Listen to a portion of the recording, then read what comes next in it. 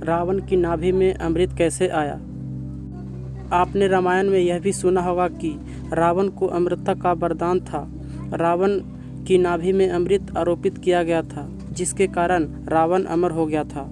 उसे मारना कोई असाधारण बात नहीं थी। लेकिन आपको यह जानकर हैरानी होगी कि रावण की नाभि में इस अमृत को स्थापित कैसे किया गया।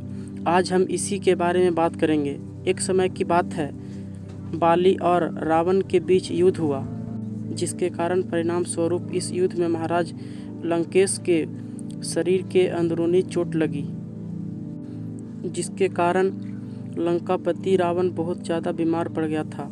इसी बात को लेकर मंदोदरी बहुत ज़्यादा चिंतित हो गई और उसने मन ही मन में यह निर्णय लिया कि मैं महाराज रावण को अमर बनाकर ही रहूँगी। मंदोदरी ने अपने पति को अमर बनाने के लिए अपने माता पिता की सहायता ली। मंदोदरी अपने माता पिता के पास पहुंची और उन्होंने अपनी सारी आपबीती बताई। इससे उसके माता पिता ने हाँ कर दी। लेकिन समस्या यह थी कि मंदोदरी के पास उड़कर के जाने की शक्ति नहीं थी। इसलिए मंदोदरी का माँ के पास यह शक्ति थी। उसके बाद में मंदोदरी की माँ ने सारी शक्तियाँ मंदोदरी के दे दी थी, क्योंकि मंदोदरी की माँ एक देवी स्त्री थी। मंदोदरी की माँ से मंदोदरी ने शक्तियाँ प्राप्त करके वह चंद्रलोक चली गई। चंद्रलोक में जा करके उन्होंने चंद्रदेव के सामने अपने पति यानी कि लंकापति रावण के दीर्घायु के लिए पूजा का बहाना बनाने का ड्रामा रचा। चंद्रदेव तथा वहाँ के देवता इस बात को समझ नहीं पाए कि मंदोदरी की चाल क्या है। मंदोदरी यहाँ क्यों आई है। वैसे तो साधारण व्यक्ति इस अमृत कलश के कुंड को नहीं चुरा सकता, क्योंकि मंदोदरी के पिता द्वारा उसे स्वर्ग लोक में स्थापित किया गया था। वह भी बहुत ही चमत्कारिक तथा विद्युत शक्तियों के द्वारा इस कलश को स्थापित किया गया था, जिससे कि कोई भी व्यक्ति इसे नहीं ले आ सकता। यदि कोई व्यक्ति आकाश मार्ग से उड़कर भी आता है तो इसके नीचे से बहुत सारी विषैली गैसें निकलती है, जिससे किसकी मृत्यु हो जाती है। और यदि कोई व्यक्ति इसके पास चलकर जाए तो भी उसकी मृत्यु निश्चित होती है, क्योंकि इनके चारों ओर गर्म लावा निकलता रहता है। इसलिए सामान्य मनुष्य के लिए इस अमृत कलश को चुराना कोई साधारण बात नहीं थी। चंद्रलोक का एक नियम है कि चंद्रदेव साल में एक बार अश्विनी मास की पूर्णिमा के दिन इस अमृत कलश को वहां से निकालते हैं तथा धरतीवासियों के कल्याण के लिए कुछ बूंदें धरती पर गिराते हैं। अब मंदोदरी के सामने यह अच्छा मौका था, क्योंकि जिस दिन मंदोदरी गई थी उसके 2 दिन बाद ही पूर्णिमा थी। इसलिए मंदोदरी को अमृत कलश चुराने का अच्छा मौका मिल गया। जैसे ही पूर्णिमा की रात्रि को चंद्रदेव ने अमृत कलश वहां से बाहर निकालता, तभी रावण की पत्नी मंदोदरी ने मौका पाकर के अमृत कलश को चुरा करके भागने लगी, जिसके कारण देवताओं को इसका पता चल गया और देवताओं ने मंदोदरी का पीछा किया। पीछा करने पर मंदोदरी बहुत ज़्यादा ही घबरा गई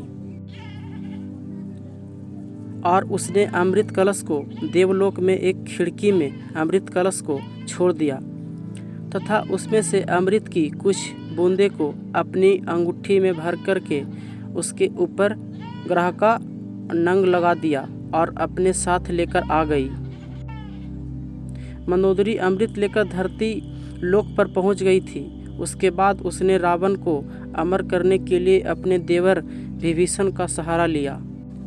वह एकमात्र लंका में ऐसे व्यक्ति थे जो कि धर्म, पूजा पाठ तथा सकारात्मक प्रकृति के विचारधारा वाले व्यक्ति थे। मंदोदरी ने यह सारी घटना विभीषण को बताई। पहले तो विभीषण ने उसका विरोध किया, मगर मंदोदरी के बहुत समझाने के बाद वह तैयार हो गया। लेकिन विभीषण ने एक शर्त रखी थी कि इस बात का पता हमारे दोनों के अलावा और किसी को नहीं होना चाहिए। इस बात से रावण की पत्नी मंदोदरी भी सहमत हो गई और उन्होंने शरद पूर्णिमा के दिन ही इस अमृत की बूंद को रावण की नाभि में अमृत स्थापित करने का निर्णय लिया।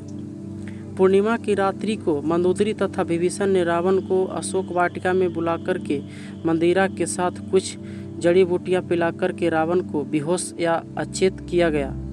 रावण की अचेत होने के बाद कमलनाल पद्धति द्वारा विभीषण ने उस अमृत की बूंदों को रावण की नाभि में स्थापित कर दिया, जिसके कारण रावण अमर हो गया। अब रावण का सिर भी कट जाता तो भी वह जिंदा रहेगा। मेडिकल लाइन में नाडिका संपूर्ण ज्ञान जिसको होता है उसको वैस्क्यूलर सर्जन बोलते हैं। पूरे विश्व में विभीषण उस समय का एकमात्र वैस्क्यूलर सर्जन था। इस प्रकार रावण की नाभि में अमृत स्थापित किया गया। अमृत रावण की नाभि में स्थापित क्यों किया गया? क्योंकि जो अमृत की बूंदें मंदोदरी रावण के लिए लेकर आई थी वह पर्याप्त नहीं थी। हमारे शरीर में समस्त नाड़ियों का केंद्र नाभि में होता है, इसलिए यदि नाभि में अमृत को पहुंचा दिया जाए तो यह हमारे शरीर के हर नाड़ी में पहुंच जाता है। इसलिए विभीषण ने नाभि को ही चुना। इससे रावण अमर हो गया था। बाकी की रामायण तो आप जानते ही होंगे कि किस प्रकार हमारे श्री राम ने लंकापति रावण का वध किया और समाज का कल्याण किया। ये कहानी कैसा लगा हमें कमेंट करके बताएं, और चैनल पर नए हैं तो सब्सक्राइब करें, लाइक करें, शेयर करें। धन्यवाद।